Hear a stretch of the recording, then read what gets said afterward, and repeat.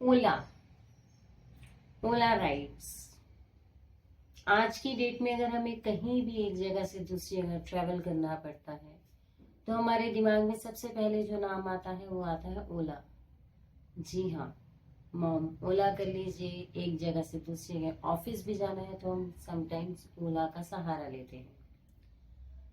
ओला company आज की India की जाने मानी कंपनी है, जिसका नाम अच्छी कंपनीज के बीच में आता है। इंडिया की जानी मानी मतलब टॉप मोस्ट कंपनी में ओला का नाम आता है। जी हाँ, जो आज की स्टोरी है हम लेकर आए हैं एक मोटिवेशनल स्टोरी, जो कि है ओला। ओला के फाउंडर की, भाविश अग्रवाल। भाविश अग्रवाल का जन्म 1985 पंजाब के लुधियाना शहर में हुआ।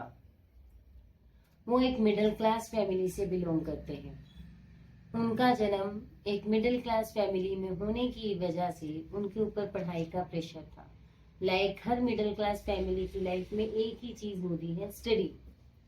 हमारे सब पेरेंट्स हमें पढ़ाई के ऊपर पूरा जोर देते हैं, बट इसी वजह से शायद जो भाविश अग्रवाल है वो पढ़ाई में बहुत अच्छे थे बचपन से ही, पर उन्हें पढ़ाई के साथ साथ और भी एक्टिविटीज में पार्टिसिपेट करने का बहुत दिल किया करता था। वो हमेशा अलग अलग पार्टिसिपेशन किया करते थे, कुछ नया सीखने की इच्छा रखते थे।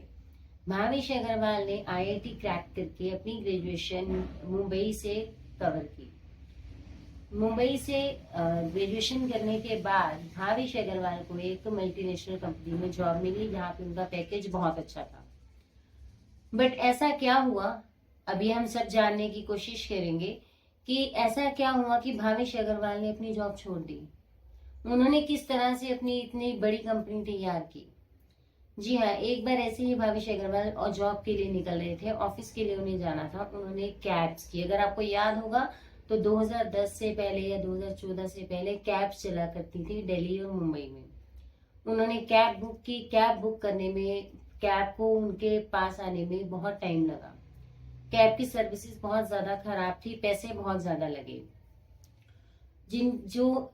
जिसकी वजह से जो भाविश अग्रवाल है उनका दिल पूरी तरह से झंझोर गया कि अगर ये प्रॉब्लम अगर मैं फेस कर रहा हूँ कभी कभी कैब करने से, तो जो लोग अक्सर कैब में जाते हैं उनका क्या हाल होता होगा। वही जो उनका डाउन थी, जिस चीज ने उन्हें इतना हर्ट किया था, उसी चीज को उन्होंने अपना स्ट्रॉन्ग पॉइंट बना लिया।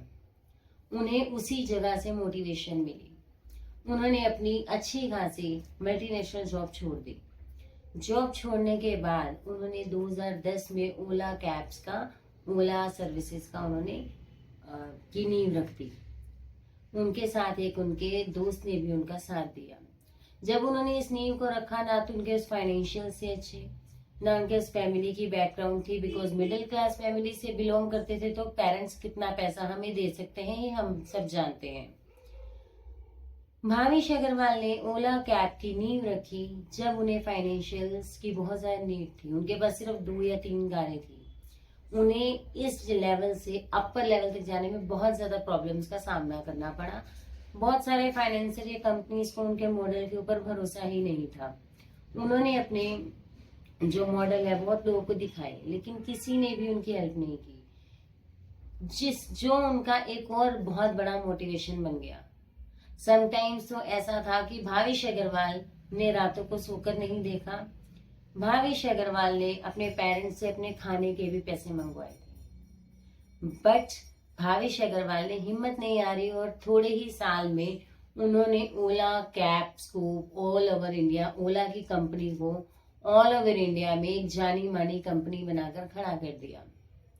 आज चाहे हमें ऐसा सुनने में लगता है, देखने में लगता है कि ओला कैब्स का जो मालिक होगा, जो उसका फाउंडर होगा, वो बहुत ज्यादा रिच फैमिली से बिलोंग करता है, उसे क्या प्रॉब्लम आई होगी, ऐसे ब्ला ब्ला ब्ला ब्ला, जैसे कि हम सबकी सोच जहां तक जाती है।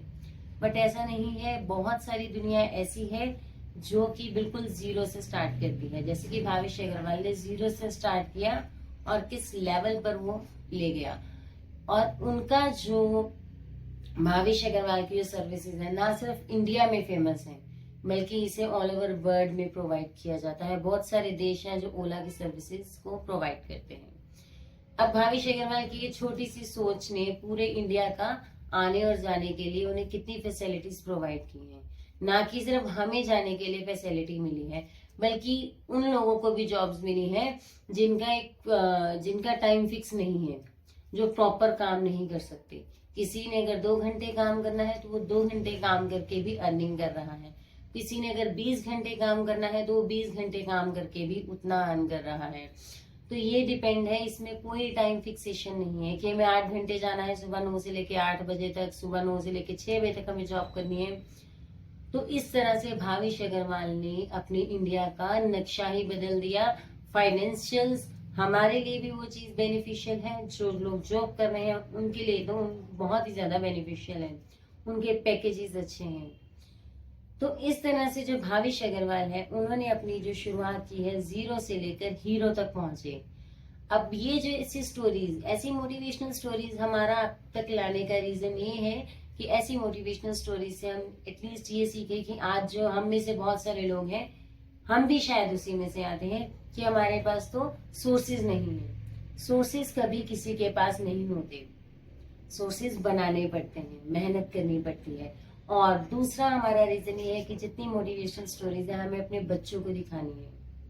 बच्चों को ये मोटिवेशनल स्टोरीज दिखाने का रीजन ये है कि आज की डेट में अगर बच्चा हमसे पेंसिल मांगता है, पेन मांगता है, कॉपी मांगता है, या कोई खाने पीने की चीज, कोई भी एक्सवाइज जो भी उसकी डिमांड्स होती हैं, तो उसके लिए हम क्या करते हैं, ये ले पकड़ो जी, 10 रुपए, 20 रुपए, 100 रुपए, 1000 रुपए करो। तो वो देने के बाद हमारे बच्चे को मेहनत करने की हैबिट भूल जाती है।